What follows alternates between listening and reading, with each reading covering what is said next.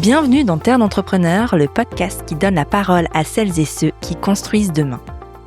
Aujourd'hui, nous allons parler d'un sujet qui fait rêver beaucoup de personnes, mais qui soulève aussi énormément de questions, l'investissement immobilier. On en entend souvent parler comme d'un levier puissant pour construire son patrimoine ou diversifier ses revenus. Mais entre les statuts juridiques, les questions de financement et les stratégies d'investissement, il n'est pas toujours évident de savoir par où commencer. Pour en parler, j'ai le plaisir de recevoir Pierre-Henri Prévost, investisseur en immobilier, et William Bénard, expert immobilier au sein du cabinet Terre d'entrepreneurs. Messieurs, bonjour et bienvenue. Bonjour. Pour commencer, Pierre-Henri, est-ce que tu peux te présenter en quelques mots, s'il te plaît ? Bonjour, moi c'est Pierre-Henri, 44 ans. Ça fait maintenant 8 ans que je suis indépendant en informatique, que j'ai monté ma structure et de fil en aiguille, en fait, ça m'a donné envie d'investir et notamment d'investir dans l'immobilier. Ok. Quel a été ton premier projet immobilier ? Mon premier projet immobilier, ça a été avec des amis sur une SCI pour soutenir une activité de micro-crèche. William, toi, quel est ton rôle au sein du cabinet Terre d'entrepreneurs ? Alors, je suis directeur associé du cabinet et depuis maintenant 3-4 ans, j'ai développé une compétence dans l'immobilier où je viens justement accompagner les investisseurs tout au long de leur choix d'investissement. Généralement, j'aime bien intervenir en amont pour, on va dire, décider avec eux de la stratégie à adopter ou en cours de vie au besoin pour répondre à l'ensemble de leurs obligations comptables et fiscales. Pourquoi les entrepreneurs, selon toi, s'intéressent de plus en plus à l'investissement immobilier ? On dit souvent que le Français a une pierre dans le ventre. Il aime bien investir dans l'immobilier. Et je pense que ça rentre dans le cadre de l'investisseur. Au final, on entreprend pour soi, puis après, on veut créer du patrimoine. Et l'immobilier reste un des penchants pour investir. Ok. Quel type de projet vous voyez passer, vous, au cabinet ? Je pense pas mal. Après, on a la chance de pouvoir avoir beaucoup de projets, beaucoup d'habitations. Les gens veulent investir dans de l'habitation sur de la location nue ou meublée. On verra après les dispositifs qui existent. Ou l'acquisition de leurs locaux professionnels. Souvent, on rentre dans ce cadre-là où l'entrepreneur, au bout de 2, 3, 4 ans d'exploitation, a peut-être l'opportunité d'acheter ses propres murs. Et donc, on va réfléchir avec lui à la stratégie à adopter pour répondre à ses objectifs patrimoniaux. Imaginons, je suis une jeune personne qui veut investir en immobilier. Par quoi je dois commencer ? Il y a 2 axes vraiment sur lesquels il faut avancer. C'est déjà pourquoi, répondre à pourquoi j'investis dans l'immobilier. Est-ce que c'est pour faire du cash flow rapide, donc gagner de l'argent rapidement, faire du patrimoine, donc plutôt transmettre, ou généralement, ce qui est le cas, c'est pour la retraite, faire un complément de revenu à terme. Et la deuxième question en même temps à se poser, c'est combien je peux mobiliser de fonds pour déjà acquérir le bien et pouvoir suivre l'opération financièrement. Selon les types d'investissement, on va avoir un effort d'épargne, on parle souvent d'effort d'épargne, pour justement venir équilibrer l'opération. Et du coup, il faut se poser ces questions-là, connaître son enveloppe d'investissement pour éviter l'erreur. Ok. Qui est la première personne qu'on va voir alors dans ce cas-là ? On peut venir nous voir. Je pense qu'on peut aller voir son banquier aussi. Un courtier, généralement, c'est, je pense, la personne la plus à même, quand on est indépendant, de pouvoir évaluer l'enveloppe d'investissement que va pouvoir débloquer l'entrepreneur. Puis après, au fait, au-delà de tout ça, il faut aussi trouver le bien pépite, quoi. Ouais. L'erreur, je pense, que font les gens souvent, c'est ils vont voir l'investissement immobilier comme si c'était pour eux. Mais il faut se dire que c'est un produit, en fait, de placement. Et que, du coup, il faut quand même bien calculer son coût pour être rentable. Et donc, peut-être qu'on a la démarche coup de cœur et après renseignement et sans stratégie, finalement, alors que toi, ce que tu recommandes, c'est plutôt l'inverse, d'avoir une stratégie bien établie et à partir de cette stratégie, commencer nos recherches. C'est ça. Parce qu'une fois que les personnes ont signé le compromis, par exemple, ont trouvé le bien coup de cœur, ça peut être trop tard. Est-ce que le projet immobilier doit être lié à la situation personnelle ou professionnelle ? Il est complètement lié. Ouais. Il est complètement lié, forcément, par rapport à déjà ses ressources financièrement. La banque va suivre ou pas sur le financement. Donc déjà, si on a peu ou pas de ressources, ça va être compliqué d'investir dans l'immobilier. Après, il y a des solutions. On peut s'associer, mais dans ces cas-là, on va diviser le gâteau. Ouais. Pierre-Henri, dans ton cas, quelle a été ta logique derrière tes investissements ? Commençons par le premier. Le premier, ça a été pouvoir mobiliser, alors ça a été à titre pro, pouvoir mobiliser de la trésorerie et pouvoir constituer un investissement long terme et pouvoir potentiellement après soit continuer à avoir du cash qui rentre tous les mois, soit potentiellement le revendre. Et ça a été fait avec des amis dans une logique effectivement de retraite, pas vraiment patrimoine, ce que Comme on est plusieurs, c'est plus compliqué. Mais vraiment retraite ou gagner du cash sur 20 ans et pouvoir faire la plus-value après. Ok. Ça a été sur le premier. Après, là, j'en ai un autre à titre personnel, qui est mon ancienne maison, vu que j'ai déménagé, que je souhaite mettre en location meublée non professionnelle, pour pouvoir la louer et récupérer de l'argent. Et là, par contre, dans une vision de transmission à ma fille. Ok. Donc, effectivement, je rejoins ce que disait William. Faut déjà se demander pourquoi on investit. Parce qu'après, il y a plein de choses. Il y a ce qu'on appelle la pierre papier. Il y a plein de choses, mais il y a aussi plein de pièges. Pierre papier, c'est la liquidité. Est-ce qu'on peut rapidement revendre ou pas? Donc, est-ce qu'on peut récupérer rapidement du cash ou pas? C'est pas le même non plus d'investir en plein milieu de la campagne. J'avais plein d'idées en tête, mais Ouais. voilà, si tu vois, mais ce que d'avoir un appart à côté d'une université ou en plein milieu de l'île. Donc, ça veut dire qu'on peut pas récupérer le cash aussi rapidement. Donc, il faut savoir est-ce qu'on peut justement soutenir cet effort. Il y a aussi le compte d'exploitation est complet. Et c'est en ça où aller voir un banquier, c'est très bien pour savoir de combien on peut disposer. Surtout, quel est notre apport. Depuis la fin Covid, là, c'est plus du tout la même musique. Plus que le taux, même, pour moi. Le taux, ça se révise, sur 20 ans, ça se révise. L'apport, c'est pas la même chose, c'est tout de suite. Il y a le cash et après il y a la fiscalité qui est autour selon le dispositif qu'on choisit. Et c'est souvent celui qui est sous-estimé, mais qui est en lien avec l'effort d'épargne au final, parce que j'ai déjà rencontré des gens même sensibilisés au final à l'investissement immobilier. Et quand avec eux je fais le petit prévisionnel pour valider justement la fiscalité qu'il y aura sur l'investissement, et également le besoin de mobilisation d'épargne chaque année pour équilibrer l'opération. Eux, ils avaient peut-être calculé 200 et moi, quand je rajoute la fiscalité, je compte plutôt 800 donc par mois. Donc à la fin de l'année, c'est pas la même histoire.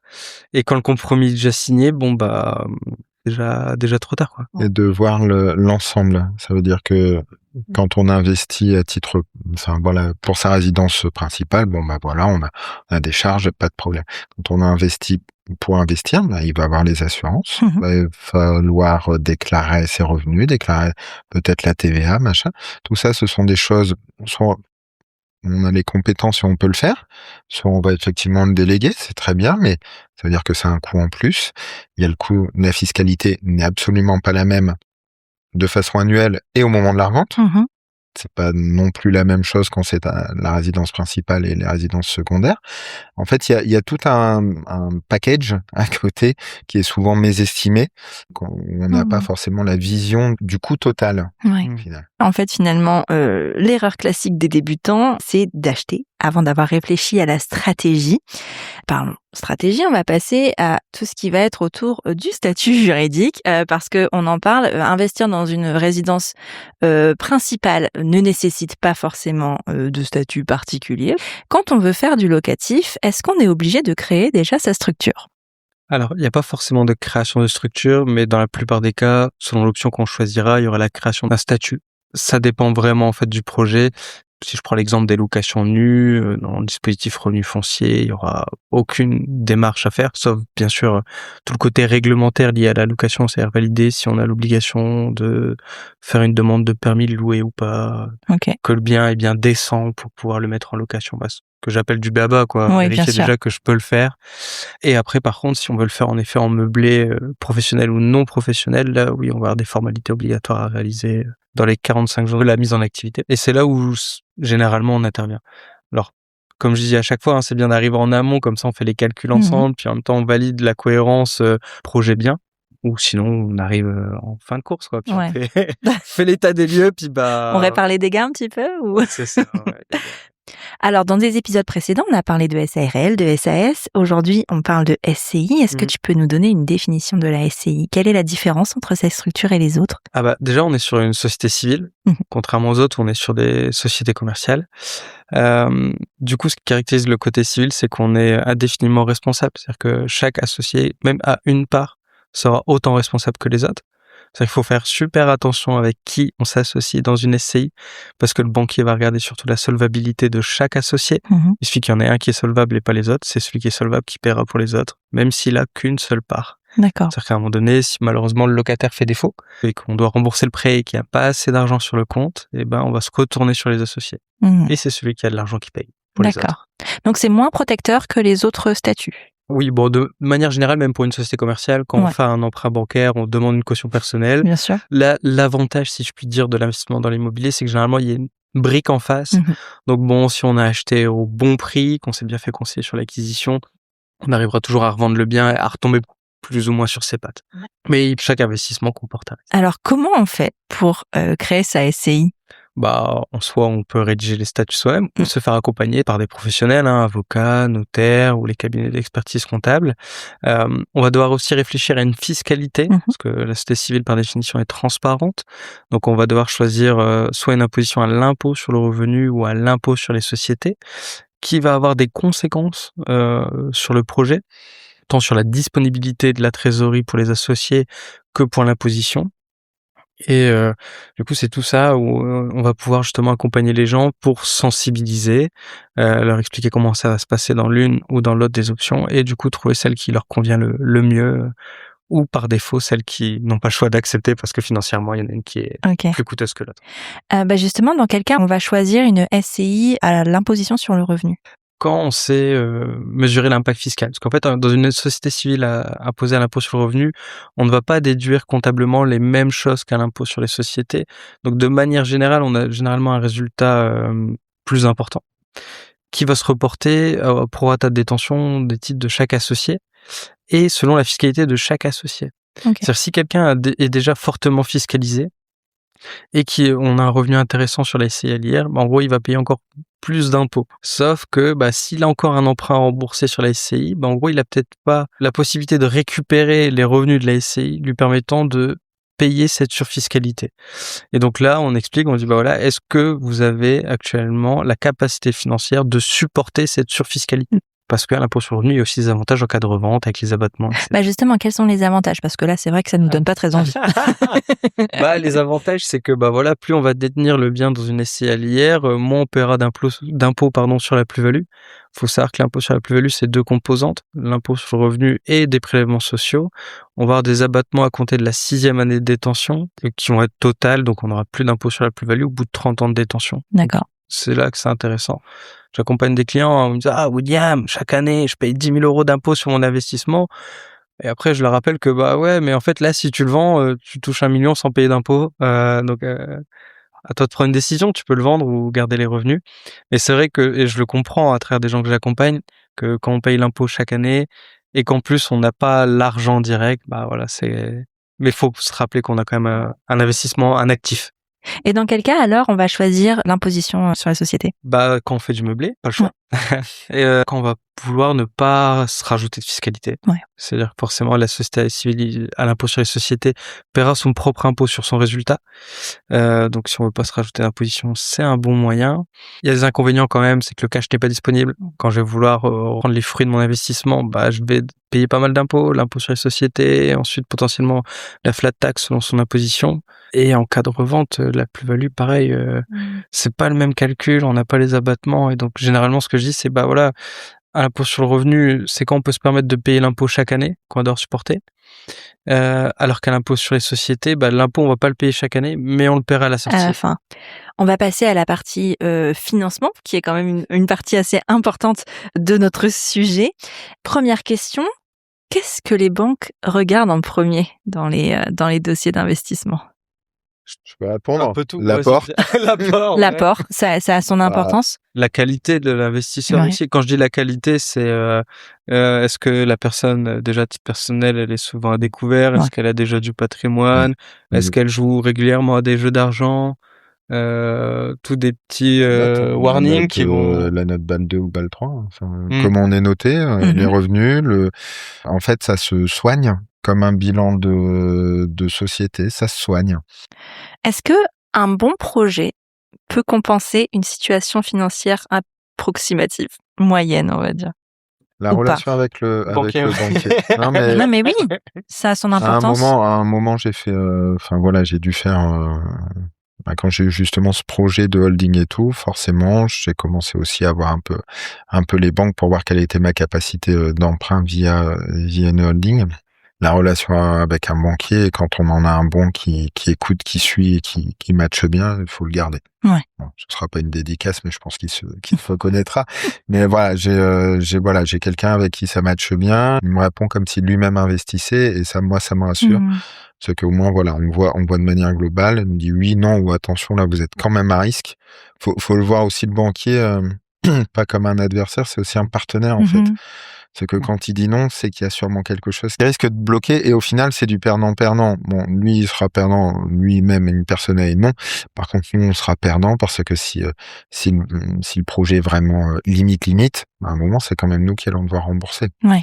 Donc, il faut plus le voir effectivement comme une vraie aide, au même titre qu'un expert comptable, qu'un courtier et autre.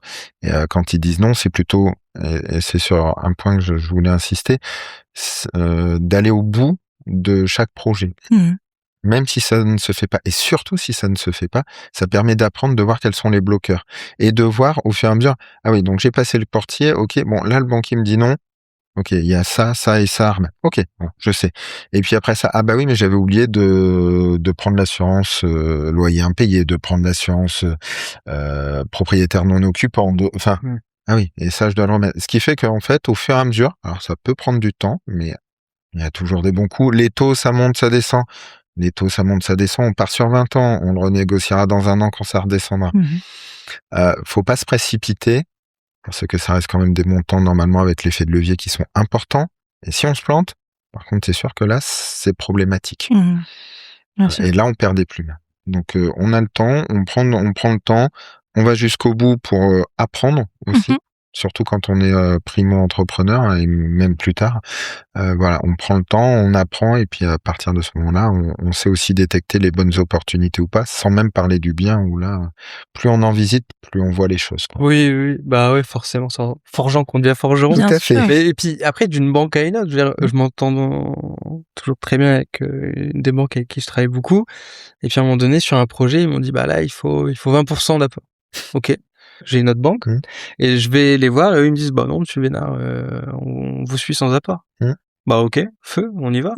Et en fait il faut peut-être pas s'arrêter uniquement à sa banque parce que peut-être que quand on parlait des réglementations, peut-être qu'eux ils sont arrivés au moment où malheureusement ils peuvent plus prêter comme ça, mais il y en a peut-être d'autres qui pourraient suivre parce que le projet les intéresse, le profil les intéresse et qu'ils voient un gars.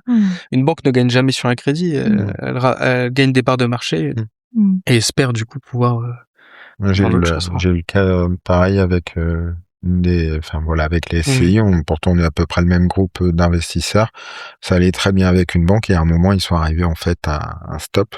Donc, on en a été voir un autre qui nous accompagne. Donc, prendre les signaux de la banque qui dit non et comprendre pourquoi elle dit non.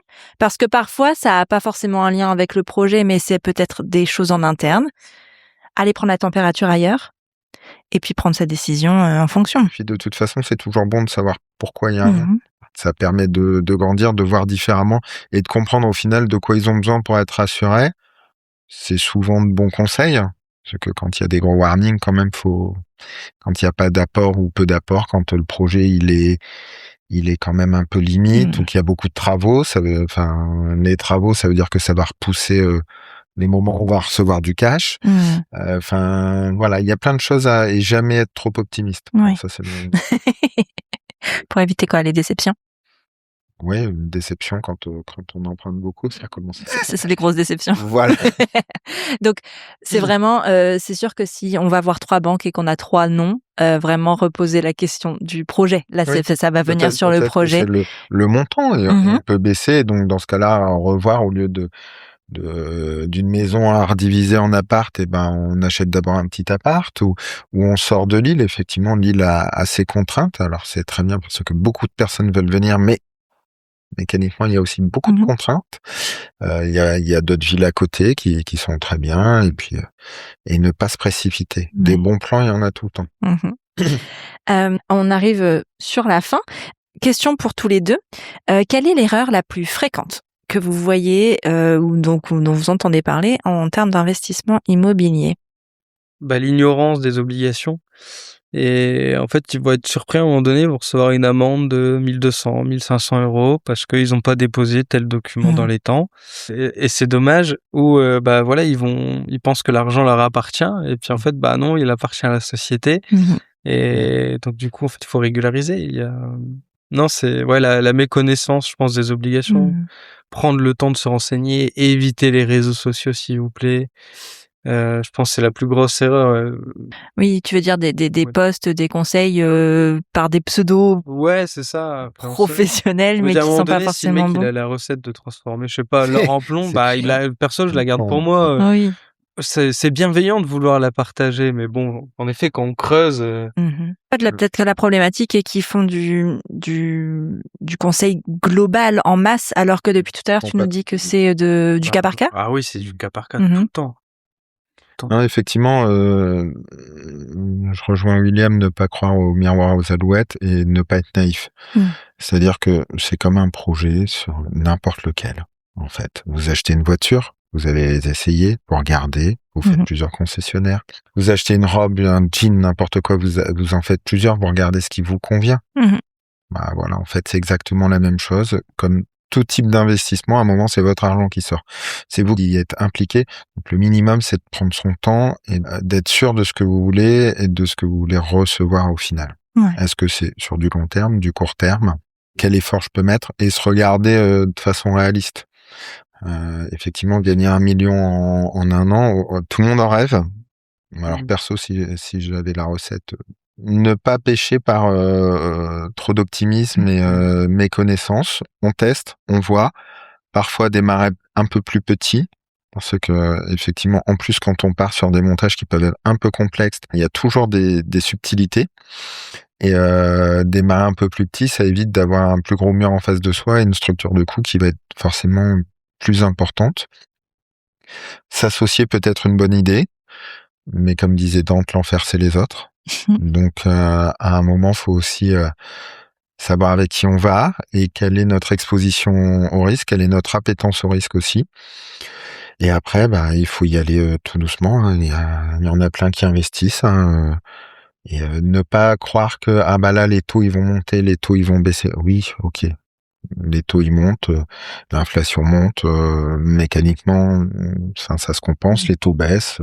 Mais les gens ont toujours besoin de se loger. Oui, tout à fait. Et puis à un moment, on achète sur 20 ans. Oui. Donc s'il y a besoin de renégocier un crédit, ça se refait, on peut renégocier. On peut pas anticiper tout ce qui peut se passer en 20 ans. On sait pas du tout. Toujours une part de risque. Même si on achète à 4%, ça peut redescendre peut-être à 1%, voire à 0.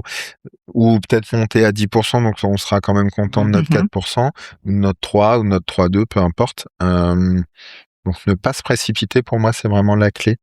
Puis comme tu l'as dit, se tester, pas forcément, parce que l'immobilier, ça plaît ou ça plaît pas. Faut gérer, il faut prendre du temps. Est-ce qu'on a le temps ou pas? Et puis, c'est vrai que si on a peut-être déjà un petit patrimoine, en effet, il y a peut-être d'autres solutions que l'immobilier qui seront plus adéquates avec. L'important, c'est de se diversifier. Éviter de mettre tous ses œufs dans le même panier. À un moment, juste avant Covid, la mode, c'était la pierre papier sur le. Ça revient là. Mais les tendances, c'est ça. Oui, ça revient. Mode, ça revient. Alors la pierre papier sur des locaux professionnels. Tous ceux qui ont acheté juste avant le Covid, ils l'ont eu quand même relativement mauvaise. Faut pas oublier qu'on vit sur du long terme. Et être conscient que, typiquement, pierre papier, la liquidité, donc le fait de pouvoir revendre facilement, c'est-à-dire que c'est pas trop ça, c'est quand même un truc assez fermé.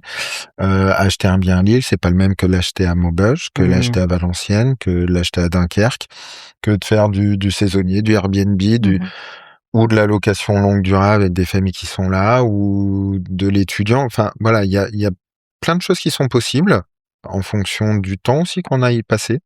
Et toujours regarder, ça c'est un bon conseil que j'avais eu durant mes années d'études, par rapport à un investissement sans risque. Est-ce que au final vous gagnez? Enfin, c'est qu'après tout, vos 10 000, 15 000, 50 000 €, ou même 2 ou 3 000, si vous les mettez sur un livret A, combien vous gagnez, ou sur un placement un peu plus sécuritaire, combien vous gagnez? Et il n'y a pas l'effet de levier, bien sûr, mais au moins vous avez votre argent qui est disponible rapidement, sans impôt, sans rien. Faut faut jauger aussi tout ça, je pense. Se poser la question de son projet à nous pour de vrai, le mettre en parallèle de nos envies, notre personnalité aussi, de qui on est personnellement, professionnellement, et prendre ses décisions en conséquence. Je pense que ce qu'on peut retenir de ce que tu disais tout à l'heure sur les réseaux sociaux, c'est que c'est vrai que ces réseaux ont un effet, tout le monde peut, c'est pas la réalité. Et pour tous les sujets, hein, voilà, c'est pas que sur notre sujet aujourd'hui, mais je pense que c'est important aussi de se confronter à soi-même, à vraiment un autre projet. Qu'est-ce qu'on veut déjà, premièrement? Est-ce que je suis prête ou prêt à ces contraintes, puisque ce sont des contraintes quand même importantes? Et si oui, à qui je m'adresse? La cible, finalement, la base de l'entrepreneuriat, zone de chalandise, cible. Enfin voilà, ça reste une entreprise d'investir dans l'immobilier.